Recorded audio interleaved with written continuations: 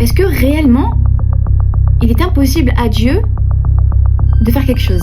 En fait, à chaque fois que je parle avec des musulmans, ils me disent c'est pas possible que Dieu ait engendré, c'est pas possible que Dieu ait un fils. À cause de ça, en fait, ils refusent d'aller vers le christianisme. Sauf que là, j'aimerais vous poser une question. Est-ce que réellement, il est impossible à Dieu de faire quelque chose? Nous, les chrétiens, on sait que de la même manière qu'un œuf reste un œuf, même s'il a la coquille, qui n'a pas la même fonction que le blanc, qui n'a pas la même fonction que l'œuf, on sait qu'un œuf reste un œuf et la coquille d'œuf, ça reste un œuf. On sait de la même manière que l'eau, un glaçon reste de l'eau, la vapeur reste de l'eau et de l'eau liquide reste de l'eau. De la même manière, Dieu, ça reste Dieu. En fait, de la même manière l'homme avait péché et qu'on a été séparé de Dieu par rapport au péché, il fallait que ce soit comme un homme a péché, il fallait que ce soit un homme qui paye le prix pour le pardon des péchés en fait.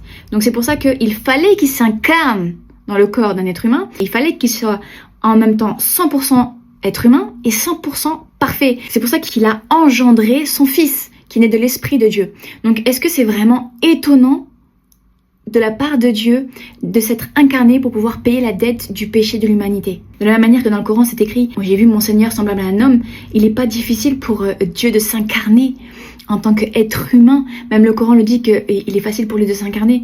Donc oui, il s'est incarné, donc il a envoyé son fils, son esprit. Donc il dit son fils pour que nous comprenions en tant qu'être humain. Mais est-ce que vraiment c'est étonnant de la part de Allah, subhanallah, qui sait tout, de s'être incarné pour pouvoir régler la dette du péché? Est-ce que finalement l'amour de Dieu n'est pas tellement grand envers nous qu'il a décidé de faire une folie? Parce que je le rappelle, la folie de Dieu est plus sage que la sagesse des hommes.